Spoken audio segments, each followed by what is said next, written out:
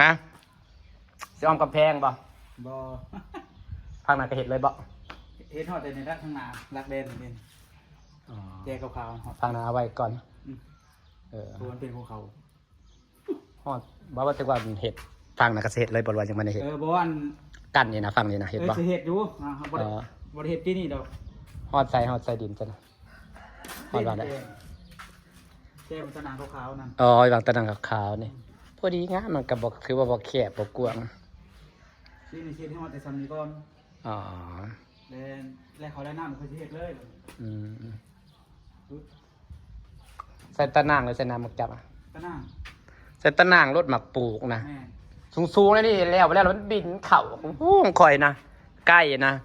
หอมตะนางแล้วกันแล้วสะคือเก่ามันบินเข่า นี่บ่พอมาลานเนาะมันต่ำบ่ มันต่ำมันบินเข่าเม็ด50เนาะ2 เม็ดนะพอดีสูงค่ะ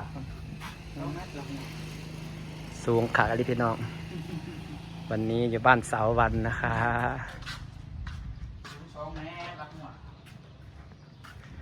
รักเท่าไรเดือนนี้นะ ก็50 150บะ2 เม็ด150ก็พอซื้อได้ล่ะก็ว่าข่อยซื้อตอนนั้นก็150คือถือกว่าซื้อตอนเห็ดเทือนข่อยก็ยัง150เท่าไรเฮ้ยโทษถือรักนะคือถือแต่2 เม็ดพุ่นอ่ะห้องตอนเห็ดเทือนจะซื้อ150ก็ยัง150ก็ว่าถืออยู่หาดอื่นเขาขึ้น180เปิดเลยได้คือถือว่ะ มานั่งได้ถือได้ สบายดีได้พี่น้องเนาะ เฮ้ยนี่หมักบัวเบิ้ลยังตัวนี้ได้ คือได้บักบัวมาขายเฮ้ย มาแต่บ้านไอ้แขก เอาเพื่อนพี่น้องบัวบะ ว่าจะน้อยกว่าเมื่อคายแล้ว กับสีแดงเงินเลยมือละ300 เจ๊เจ้า หมักบัวมันขายง่ายได้ฉันยังหมักกินเลย ได้คล้ายทั้งหมากได้คล้ายทั้งโดด เอ้าเนาะ ต้องมีน้องใหญ่ๆน้องที่บ่อยากเลี้ยงปูเลี้ยงปลาบ่เนาะนี่มันหนาม ปลา ของใส่ คล้องถึงเงินเจ้าหน้าที่ห้องไผ่ตอนนี้ อันใด ห่างโกนเอาไม้นะ ห่างก้นไม้ห้องไผ่ ของเอื้อย ปูไม่ได้ สับไปทิพย์งูบ่กินบ่ บ่เด้มันสิไปกิน งัวมันสิลงกิน บ่เขาสิเอาเสือสิไปปลูกลงนะ เอาไอ้แขกดิ มันไปถามเจ้าของมันบ่ใช่ให้ปลูกเพราะว่า มันสิเป็นแน่ข่าวบริเหตุยังมันกัดปากอันกิน บ่ได้เนี่ยงามนั้นมันก็แห้งแต่ว่า แห้ง งามปุ้น ยามแรงนะแห้ง งามปุ้นโตมันก็คืนมันก็ได้กินแบบนี้งามปุ้นเดือน8 ยามแรงมันก็แห้ง เดือน9เดือน10แห้งยามเขาใส่บาทนั้นได้คล้ายฮอดดอกละไอ้แขกนั่น ดอกสิแม่นดอกแพงได้ ดอกซาว แม่นสะออนบอลเขาขายอยู่ทัดโพนนะได้ถ้าได้ดอกบัวนะแพ่ไว้พร้อมเขาว่าบ่เฮ้ย จุกน้องบ่นานให้แซมของคาร์บอเป็ดให้หน้าซ้ำนะ แม่น เอาน้ำใส่ให้หน้าบวก แม่นเหมาะเลยนะ ไม่ต้องน้องเฮ็ดน้ำปัว แม่นมันได้กินตลอดได้มันได้กว่าเข่าวอีกเข่าวเดือนปีหนึงได้ถึงสิซ้ำได้หน้าไห้หนึ่งนะปลูกบัวเดี๋ยวโหเดี๋ยวนี้อีหยังมันก็ขายง่ายเนาะเขาโพสต์ขายในเฟซแล้วกันแล้วเนาะ นี่ บ่ห้องไอ้แขกนะก็มันสิได้แล้วมีหัวนี่ดิ แม่นเลย หัวควายบ่ได้ลงบนมันดิ แม่นนั่นแหละครับปลูกดอกงัวมันเหยียบงัวควายเหยียบ บัดนี้น้ำแล้วบ่ขาด ลุงสมบูรณ์ น้องแล้ว มันบกลงแต่มันบริเหตุเนาะมันยังเหลืออยู่โคนมัน แล้วบัดนี้ฝนตกมาในน้ำตื้มมันก็เป็นดอก หน้าบัวได้อยู่แล้วเลย น้ำโคนนี่เฮ้ยไปเก็บ เห็นเขาขายดอกนะเขาหมักเขาใช้ดอกบัวเห็นบ่ทัดโพนนะบ่ได้พอขายบ่ได้พอขายบางส่วนใหญ่ได้แต่ดอกดาวเรื่องย่ำดอกบัวนะดอกบัวเขาไปเท่าไรก็บ่ได้เหลือบ่ได้พอขายทัดโพนนะไผก็อยากได้ดอกบัวนะหวายพอปลูกเลยได้เงินตลอดแต่เฮ้ย มาเฮ็ด ผมมีที่ดินหลายนะเฮ็ดตัวแล้ว ที่ดิน นี่ดิ นี่มันเบิดซ้ำเองสมบ่ไปจกในทางท่าอีโพเถ่านะ เอาให้หน้าหันเด้เห็ดหน้าบัวดีกว่าเห็ดหน้าอีกเด้อทุนหน่อยเด้อพวกนี้นะบางคนนะมองขามมีแต่ว่าเห็ดหน้าได้ดีเรื่อยเห็ดหน้าบัวอะไรอย่างได้ดีปลูกตัวเดียวได้กินตลอดปีตลอดฟ้า เนาะแม่น น้ำสันกะอาศัยแล้วที่กันสะพกของปลาสันกะของ บุษริโอมันริโอเมียเพิ่นไปเขาอันนี้บ่ นั่งไว้เลยมานั่งอยู่พี่ เฮ้ยรถไฟคันใหม่ๆนี่เฮ้ย เอากระดูกชั้น อ้าวเธอออกรถใหม่เหรอ สันหลังเมื่อวานนี้ เหรอสบายสบายรถมันคันใหม่จังว่าอ๋อไผซื้อรถใหม่คืองามเถอะวะ ล้างเมื่อวาน เธอล้างเหรอ เพิ่นว้าวล้างแล้วผลมันสิตกแห้งกันเลย เดี๋ยว อยากใครยังก็เอามาให้เบิ่งเนาะตอนนี้นะเนาะ เธอเดียว ของเออซีเดียวของเออซีก็ตายเลยจ้างมาโหลดเพื่อนแล้วโหลด มีเงินโอนก่อนนี่แหละมีเงินโอนก่อน เอ้าได้ยินว่าเขามึงตายมาดิกูก็ซื้อมาพร้อมกัน แต่บ่มีเงินโอนก่อนนี่แหละเพราะว่าแล้วเขาสั่งกองเขาสิบัตรสั่งแบบว่าน้องเขาบ่อยู่แล้วเขามักสั่งเลยจะไปเอาบัตรเดียวแล้วก็เขาบ่มักสั่งเก็บปืนไปทางเขาสิจ่ายไว้เรียบร้อยเบิดเขาแค่หลับไปเฮาก็พอแล้วก็ให้ค่าเขาหับ100 200เส้นของลายก็เอาเธอเดียวว่าแล้วก่อนน้องไปเอาได้ตลอดเนี่ยในบ้านเนี่ยเขาไปเอาให้ รอบแรกมันเห็นโปรไฟล์หรือฟอนหนัง เพราะหนัง ส สร้างบริแกงไปนั่งไปหาเศร้าอยู่ได้บักหลายยังได้แล้วประมาณโลนี่แหละ อื่นเจอกันนะคะ แต่วันป้าข้างเพื่อนเราไปหาเศร้าเดี๋ยวจะถามลงกระดอนได้เขาไปเขาก็เห็นห้อยเขาเคลียร์อยู่แล้ว เจ้าของฮูลาหมด ก็หาอู้สมโพธิเลย แล้วก็เอาบดเฮ้ย เขาต้องบัง มันบริหารง่ายเป็นอะไร เฮ็ แม่ ดเพาะมันบ่เบิดดอก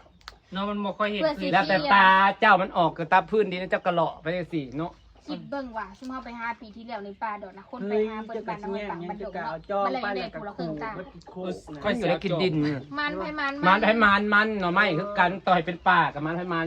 จริงจริง เพื่อเขาหากินมันนะเขาหาละเอียดพี่น้อง ๆมัดบวม เอลีหนึ่งเรื่องการหาในหนึ่งความใส่ใจความละเอียด เงินวันละ บางคนหาน่ะ มัดใส่ไหม ซอง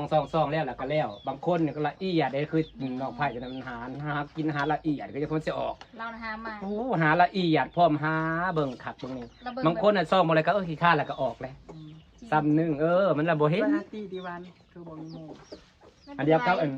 เดี๋ยวเฮ็ดปวกเลย ฉันบ่ซีเรียสเลย เฮ็ดปวกย่างเลาะบ่ได้ย่างผ่านบ่ได้ย่างเป็นว่าผู้นี้เพิ่นย่างผ่านกิน นะ น่ะ ว่า อันนั้นว่า หรือเจ้าสิลงไปทางที่บอก นี่นะ ออกทำผ่าแล้วจังไก่ มาพี่เจ้าสิออกไปยังหันไปยังนาวะ อำบาเขาอยู่ ไป ทาง ไป พุ่น นาวะเนาะ เข้าอยู่ตรงพุ่น คนไปให้ก็ได้ พ่อกันอยู่พุ่นได้แต่ จ้ะ ชี้แง่กลับไปซ้ำแง่สัมผัส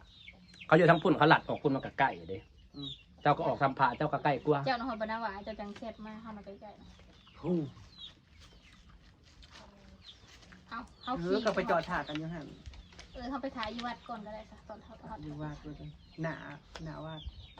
พวกฉันสิไปถา หน้าวัดยังกระเดียวทางเลย ทางแหวทำผ่า เจ้าก็ไปทางแวพูนเฮานะ คนสิไปหาเห็ดเพาะจำ วัด อื่น วัดเฮาเส้นหาเจ้าเฮาสิถ่ายหันอยู่ข้างนอกมันเปรี้ยวเนาะ เมน เออ จะได้เฉพาะอยู่ว่า มีสัญญาณอยู่บ่ เจตุยระบบไปมีอยู่ทางวัด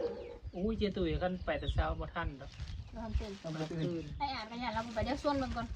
ตัวมึงก่อนเถอะ เห็ดเพิ่ง บ บ่ อ อก อก ได้ มา ฉัน เนาะ จะไป ถามนี่แต่เห็ดเพิ่ง เดินเราเด้อจังโทรไปส่วนดู แล้วให้ เฮ็ด ไปดู เพิ่ง คน นั่น เดียว มันหาหมวนมันหาไง หากเห็นแปลงไปหามาว่านบ่ได้เขาว่ามันออกอยู่เขาว่าแรงยังสิถามมัน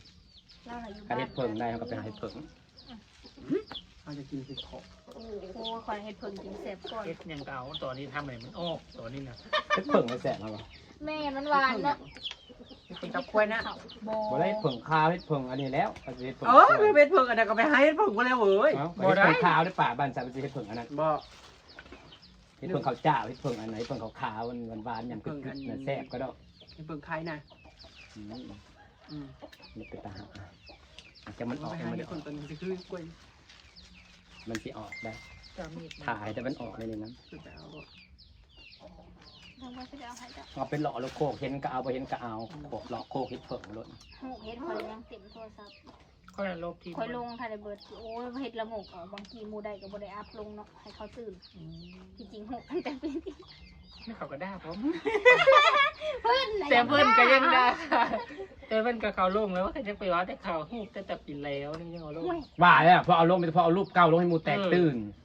เฮ็ดปวกน้อยก็เอาลงเนาะ จะเอาลงเพื่ออย่างเงี้ย สลัดหูอยู่ว่าเฮ็ดเดือนใดเส้นหูเบิด เฮ็ดฉันบ่ ฉันลบพิมพ์ไปแล้วจ้าฉันล้างเครื่องไปแล้วจ้า ยังฉันบ่ ก็ ได้ เต็ม ต้องเอาไปไว้เครื่องตัวนั้น อันนี้ปวกเสียดายเนาะ ถ้าเสียกระตาหน่อยใส่เห็ดมือ คักๆคือนี่เราไปถ่ายสวยสุดท้ายก็ยังบ่ได้ลงซับเฮ็ดน่ะก็ไปในใส่กระโพกได้งามน่ะ หายเพาะกระมวลอย่าง เฮ็ดอันนี้เก็บมวนสุดแต่ว่ามัน เนาะมันเป็นหมู่